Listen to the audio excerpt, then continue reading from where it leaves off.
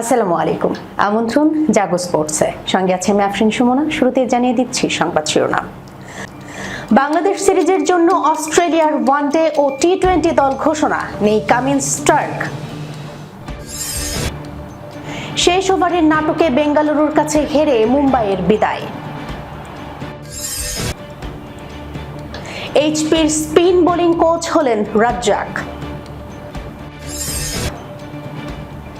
অশালীন শব্দ ব্যবহার করায় কোহলিদের কোচকে জরিমানা। দর্শক, শিরোনাম শুনছিলেন, এবার জানিয়ে দিচ্ছি বিস্তারিত।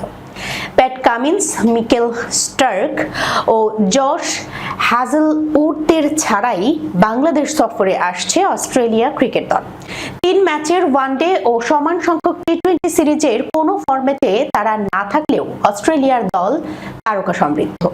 বাংলাদেশে আসছেন Travis Head, Mitchell Marsh, Cameron Green, Marnus Labuschagne ও ক্যামেরন গ্রিনরা। আগামী 9 জুন ঢাকায় শুরু হবে দু দলের ওয়ানডে সিরিজ। পরের দুটি ম্যাচ 11 ও 14 জুন। চট্টগ্রামে টি-20 সিরিজ 17 জুন থেকে, পরের 2 ম্যাচ যথাক্রমে 19 ও 21 জুন। এই 2 সিরিজের জন্য আজ দল ঘোষণা করেছে ক্রিকেট অস্ট্রেলিয়া। ওয়ানডে দলে প্রথমবারের মতো ডাক পেয়েছেন South Australia allrounder Liam Scott. List A ক্রিকেটের 20 ম্যাচে 465 রান করার পাশাপাশি বল হাতে 14 উইকেট নিয়েছেন এই 25 বছর বয়সী। গত মৌসুমে শেফিল্ড শিল্ডের হয়েছিলেন সেরা খেলোয়াড়, ওয়ানডে কাপে বর্ষসেরা।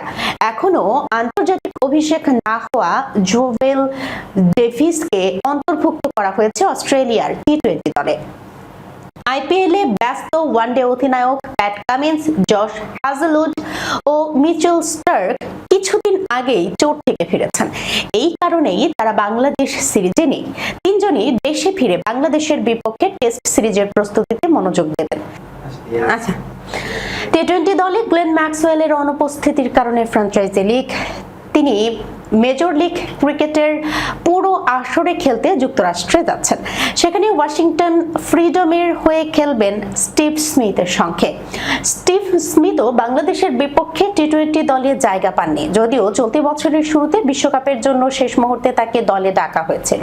অলরাউন্ডার মার্কাস স্টোইনিস ও ম্যাথু শর্টের টি-20 দলে না থাকার কারণও এমএলসি। প্রথমজন সিয়াটল অর্কাস ও পরের জন সান ফ্রান্সিসকো ইউনিকর্নসের হয়ে খেলবেন। বাংলাদেশে আসার আগে অস্ট্রেলিয়া পাকিস্তানের বিপক্ষে 3 ম্যাচের একটি ওয়ানডে সিরিজ খেলবে। 30 মে শুরু হয়ে ওই সিরিজ শেষ হবে 4 জুন।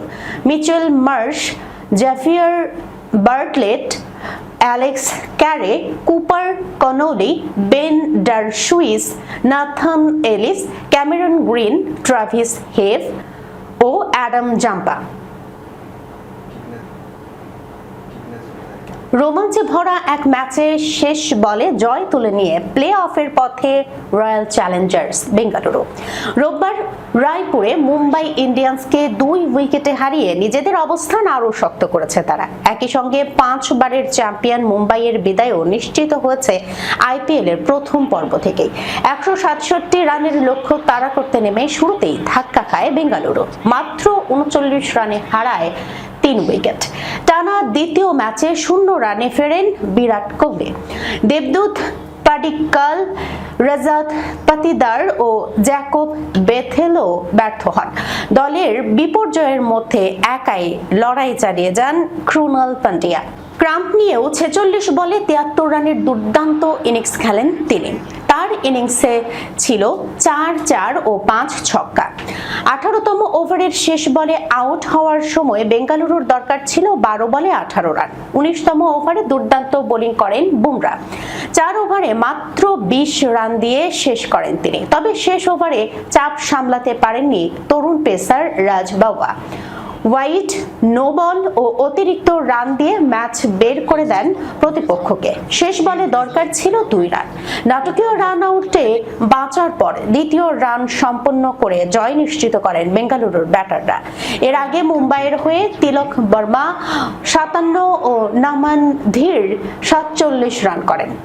আর বল হাতে 23 রানে 4 উইকেট নেয়ার পাশাপাশি শেষ ওভারে গুরুত্বপূর্ণ ছক্কা হাঁকিয়ে ম্যাচ সেরা হন ভুবনেশ্বর কুমার। বাংলাদেশ ক্রিকেট বোর্ডের হাই পারফরম্যান্স ইউনিটের স্পিন বোলিং কোচ হয়েছেন সাবেক ক্রিকেটার আব্দুর রাজ্জাক। আগামী 1 বছরের জন্য তার সঙ্গে চুক্তি হয়েছে বিসিবির। বোর্ডের এক সূত্র এই তথ্য জানিয়েছে। বিসিবির পাইপলাইন খ্যাত হাই পারফরম্যান্স ইউনিট আগামী 1 বছরে দেশ ও দেশের বাইরে কয়েকটি টুর্নামেন্ট খেলবে। সেসব সিরিজের জন্য এই ইউনিটের কোচিং প্যানেলকে ঢেলে সাজাচ্ছে বিসিবি। এই পরিকল্পনায় এবার রাজ্জাককেও অন্তর্ভুক্ত করলো তামিম ইকবালের বোর্ড।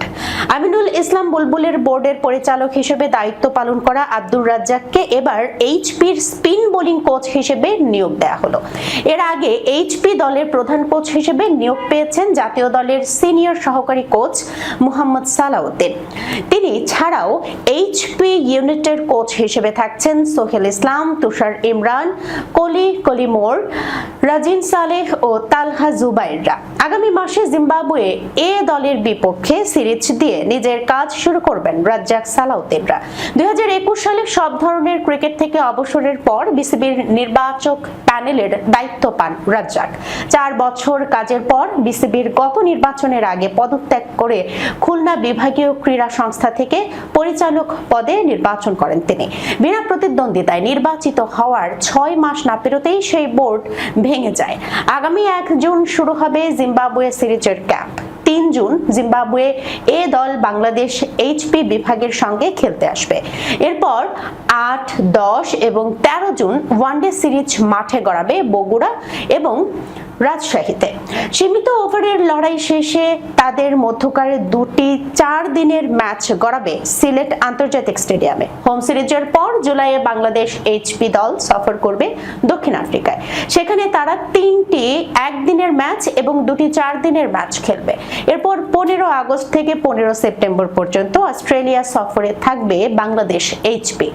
এবারও সেখানে টপ অ্যান্ড টি20-র পরে 2টি 4 দিনের ম্যাচ খেলবে তারা। এছাড়া ইমার্জিং এশিয়া কাপেও এইচপি থেকে ক্রিকেটারদের খেলানোর কথা রয়েছে। আম্পায়ারদের সঙ্গে তর্কের সময় অশালীন শব্দ ব্যবহার করায় জরিমানার মুখে পড়েছেন রয়্যাল চ্যালেঞ্জার্স বেঙ্গালুরুর কোচ অ্যান্ডি ফ্লাওয়ার। আইপিএল এর আচরণবিধি ভঙ্গের অভিযোগ এনে বিসিসিআই তাকে ম্যাচ ফির 15% জরিমানা করেছে। ফ্লাওয়ার রোববার রায়পুরে মুম্বাই ইন্ডিয়ান্সের বিপক্ষে তর্কে জড়ান। লেভেল 1 পর্যায়ের 2.3 অনুচ্ছেদ ভঙ্গের দায়ে অভিযুক্ত করা হয় তাকে, যা ম্যাচ চলাকালে শ্রুতিগ্রাহ্য অশালীন শব্দ ব্যবহার এর সঙ্গে সম্পর্কিত। ফ্লাওয়ার ম্যাচ রেফারি অমিত শর্মার দেওয়া শাস্তি মেনে নিয়েছেন এবং অপরাধ স্বীকার করেন। ঘটনাটি ঘটে বেঙ্গালুরুর ইনিংসের 18তম ওভারের দ্বিতীয় বলে। ক্রুনাল পান্ডিয়া বলটি আকাশে তুলে মারেন। মুম্বাই ইন্ডিয়ান্সের ফিল্ডার তিলক বার্মা ও নামান ধীর ক্যাচ নিতে গিয়ে গড়বড় করে ফেলেন। এরপর আম্পায়াররা একটি ছক্কা হবে কিনা সেই সিদ্ধান্ত নিতে বেশ সময় নেন। বাউন্ডারির কাছে থাকা নামান ধীর ভেবেছিলেন তিনি বাউন্ডারির লাইনে পা লাগিয়েছেন, তাই বলটি বাইরে ছুড়ে দেন। তবে রিপ্লেতে দেখা যায় তিনি বাউন্ডারি কুশনে দাঁড়িয়েছিলেন না, ফলে ছক্কা দেওয়া হয়নি। এই সিদ্ধান্তে ক্ষুব্ধ হয়েই চতুর্থ আম্পায়ারের সঙ্গে ফ্লাওয়ারের তর্কে জড়ানো। শেষ 3 বলে বেঙ্গালুরুর দরকার ছিল 9 রান। তখন ভুবনেশ্বর কুমার রাজ বাওয়ার বলে একটি ছক্কা হাঁকান।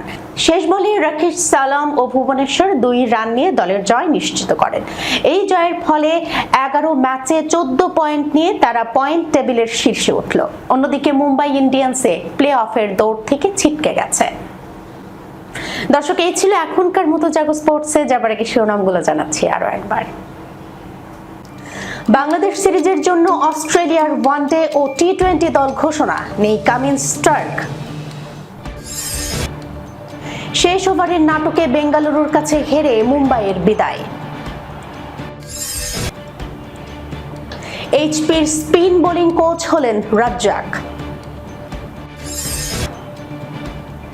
অশালীন শব্দ ব্যবহার করায় কোহলিদের কোচকে জরিমানা। এখনকার মতো এই পর্যন্তই। এতক্ষণ পর্যন্ত যারা সঙ্গে ছিলেন সবাইকে ধন্যবাদ। আল্লাহ হাফেজ।